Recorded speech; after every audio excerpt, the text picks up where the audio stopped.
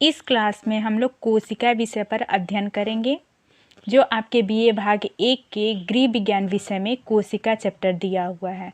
तो कोशिका का पार्ट 1 हम इसमें पढ़ेंगे, पार्ट 2 आगे हम देखेंगे दूसरी क्लास में। अब क्या होगा, आपके बीए में जो परीक्षाएं होंगी सेमेस्टर वाइज होगा, तो उसी पे आधारित है। तो चलिए देखते हैं। पहले हम कोशिका से परिचित हो जाते हैं कि ये कोशिका है क्या चीज़।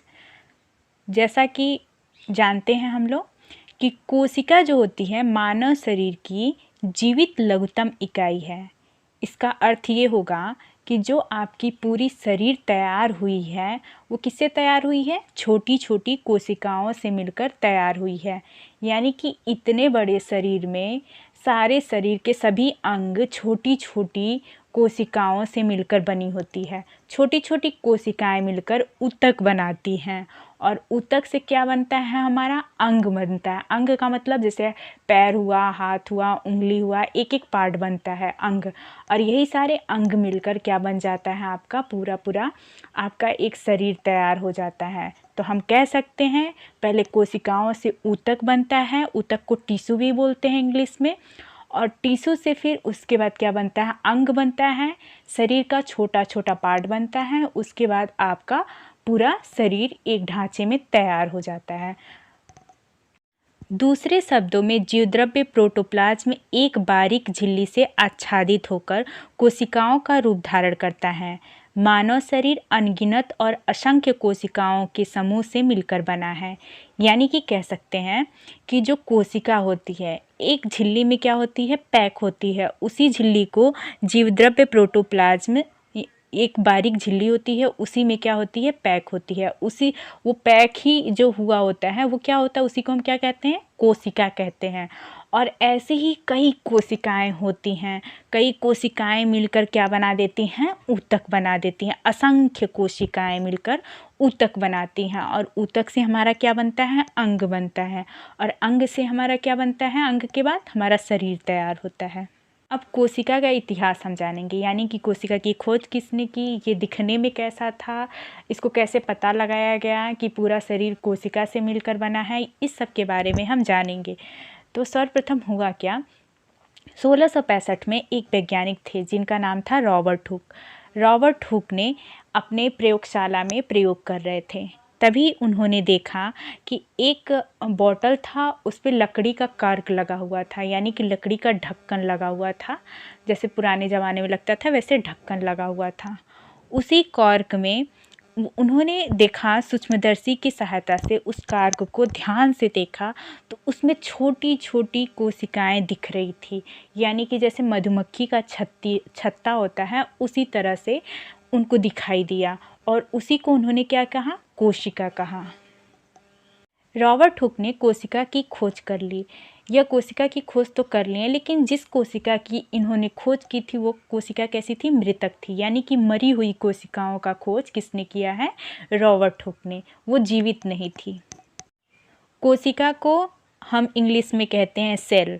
सेल शब्द लैटिन भाषा सेलुला पर आधारित है और सेलुला का अर्थ होता है एक कमरा, या कह सकते हैं एक कमरा या एक कक्ष कह सकते हैं। सेल का जब हिंदी में रूपांतर किया गया तो उसको क्या कहा गया? कोशिका कहा गया। यानी कि कह सकते हैं सेलुला का अर्थ होता है एक कमरा। जैसे कि मधुमक्खी का छत्ता होता है, एक छोटे छोटे कमरे के जैसा दिखता है खाना खाना, उसी को क्या कहा गया? कमरा। सेलुला का अर्थ लिया गया उससे।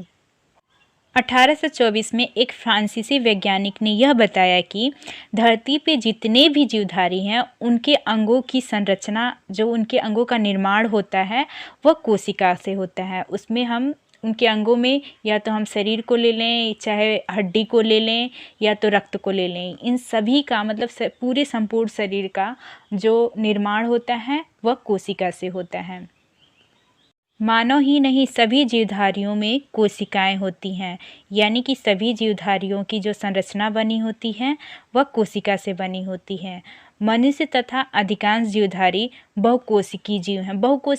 कोशिकी का मतलब होता है कि जो मनुष्य है बहुकोशिकी में आएगा। बहुकोशिका का मतलब वो एक कोशिका से नहीं बना हुआ है, वो असंख्य कोशिकाओं से बना हुआ है, इसीलिए उसको क्या कहा गया है? बहुकोशिकी जीव। जबकि कुछ जीव ऐसे होते हैं जो एक कोशिकी होते हैं, यानी कि एक ही कोशिका से वो बने होते हैं। उनका नाम जैसे हो सकता है, ले सकते हैं, जैसे कि बैक्टीरिया होता है, अमीबा होता है आदि। यह एक कोशिकी जीवधारी होते हैं। जैसे क्वेश्चन पूछता है बहुकोशिकीय जीवधारियों के नाम बताए, तो उसमें कौन आ जाएगा? मनुष्य आ जाएगा, जानवर आ जाएंगे।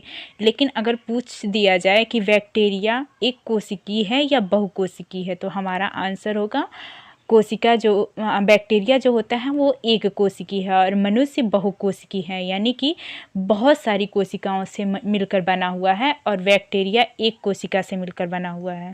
अगर हम एक कोशिका की बात करें तो यह कोशिका जीवन की अपनी सभी क्रियाएं, जो जीवन की क्रियाएं होती हैं, स्वतंत्र रूप से क्या कर सकती हैं? कर सकती हैं। जैसे कि एक कोशिका है वो स्वतंत्र रूप से क्या कर सकती है? सांस ले सकती है, अपना पोषण कर सकती है और अपना गति कर सकती है, मतलब गति भी कर लेगी और अपना वृद्धि भी कर लेगी तथा अपना अंत भी कर लेगी।